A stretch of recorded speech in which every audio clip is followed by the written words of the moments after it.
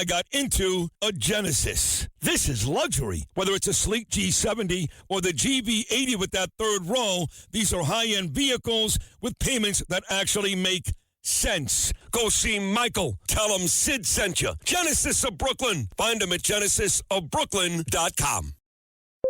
When you need to build up your team to handle the growing chaos at work, use Indeed Sponsored Jobs. It gives your job post the boost it needs to be seen and helps reach people with the right skills, certifications, and more. Spend less time searching and more time actually interviewing candidates who check all your boxes. Listeners of this show will get a $75 sponsored job credit at Indeed.com/podcast. That's Indeed.com/podcast. Terms and conditions apply.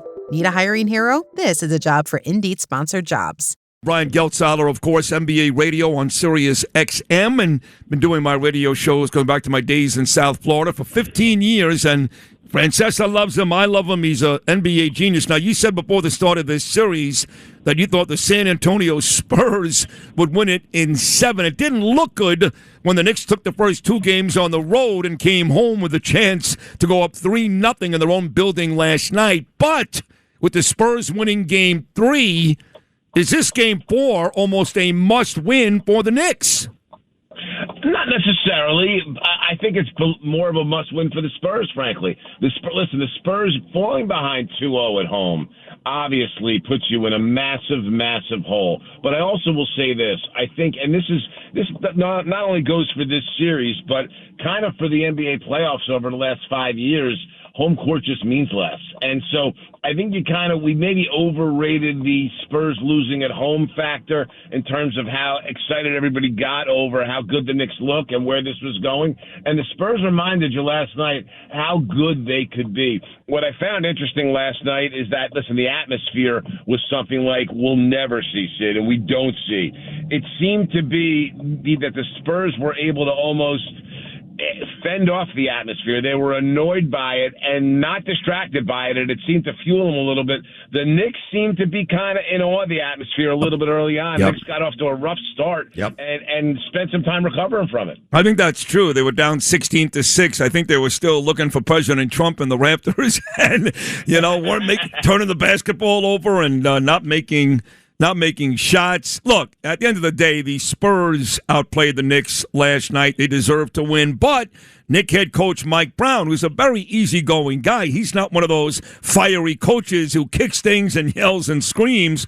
He was pissed with a capital P after the game that the Spurs went to the free throw line 24 times in the second half, and the Knicks went 8. And if you watch the game on TV, which I did, I wasn't there, they constantly were showing you where the Spurs were being overly physical. They should have called fouls, and they didn't. So usually you don't win a home game every time, but at least you get home cooking from the referees. That was not the case last night. Do you think Mike Brown was justified in his criticisms?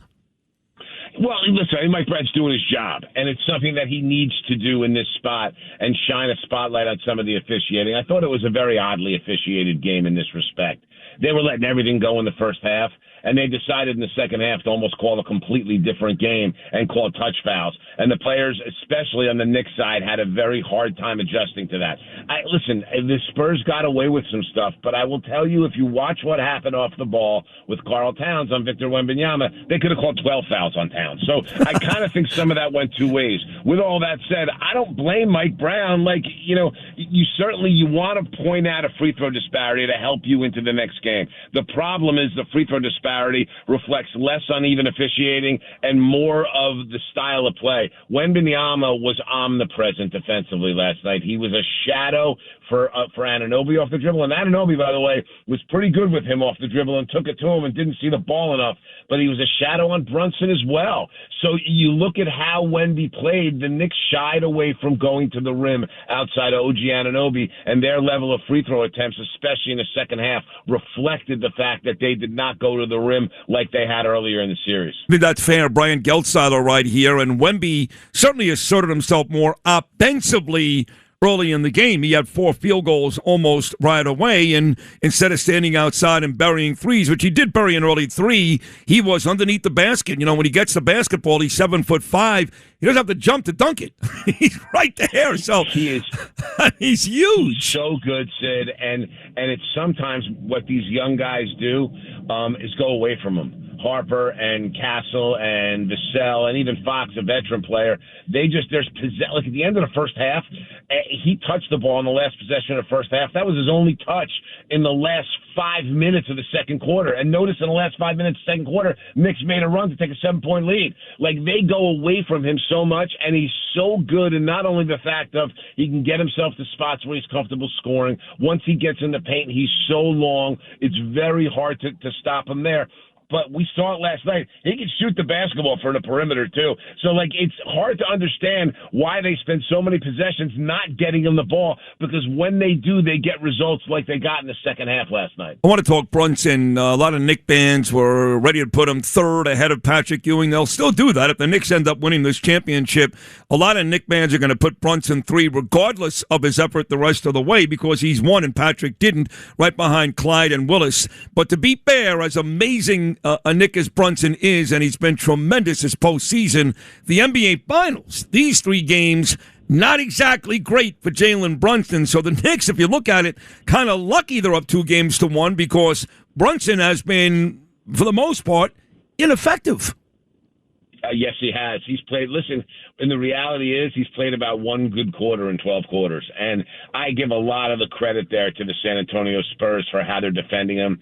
They were switching much less last night. They were trying to fight through screens and keep their matchups on him, and they're making life hard for him. Inefficient. Listen, he did have 32. It took 25 shots to do it. Sid, I'd like to be a fly on the wall for when Jalen Brunson watches film from last night, because the Spurs did something in Game 3 that they didn't do enough in Game 2, which was guard the Knicks 94 feet and bringing the ball up the floor. And one of the things that's happened with the Knicks offense is that Brunson's been playing more off the ball, and that's unlocked and unleashed everything. But when the Knicks have to devote Brunson to bring the ball up the floor every time, number 1, it wears Jalen down.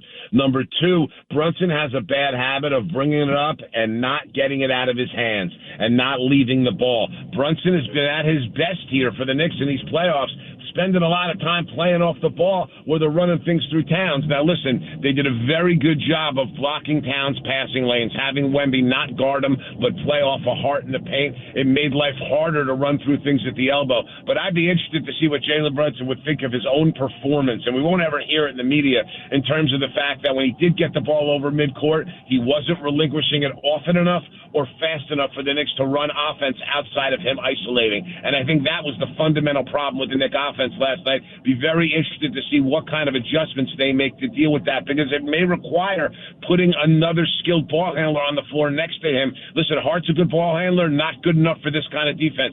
Bridges, decent ball handler, not good enough for this kind of defense. So I'd be curious to see how the Knicks personnel-wise and scheme-wise adjust for the fact that really they've kind of trapped Brunson into playing the kind of offense San Antonio wants him to play. So if Hart can't do it and Bridges can't do it, is that guy on the Knicks roster? It's a great question, and there are 2 guys potentially on the bench that can. Neither of them played well last night. One is Deuce McBride, and the other is Jose Alvarado. The problem with Alvarado is, as a perimeter player, he's just too little for this series. And listen, McBride took a bad shot in the second quarter, and Mike Brown buried him till the fourth. He did. So, which I don't blame him for. It was a terrible shot. But the thing is that he went back to him in the fourth quarter. He really didn't have it in the fourth quarter either. McBride's had a very good year for this team, and if he didn't get hurt, would have been a candidate for 6th man of the year. That may be the guy here. He went to Clarkson effectively, and Clarkson, granted, made a couple of bonehead plays, after he got taken out, before he got taken out in the fourth. But I think going to McBride here, that may be the answer to see if he can help get the ball up the floor a little bit and take some pressure off Jalen Brunson. Because, listen, San Antonio was really comfortable with the Knicks having a Jalen Brunson-centric offense. When things are spread around is when San Antonio has struggled with New York here in this series. I'm going to do this again for sure, maybe even twice, because you're so damn good. No, you got to run. Brian Geltzeiler, amazing job. Love you. Thank you so much. Love you, buddy. We'll do it again soon. Thanks so much. Take care. What a great job. Brian Geltzeiler right there, NBA radio on Sirius XM. Thanks for listening to Sid and Friends in the Morning. You can hear Sid and Friends in the Morning weekday mornings at 6. If you like the podcast, share it with your friends and listen anytime at WABCRadio.com and download the WABC Radio app. Hit that subscribe button on all major podcast platforms. Plus, follow WABC on social on Instagram, TikTok, Facebook, and X. See you next time for a new episode so you never have to wonder. What the heck is going on here?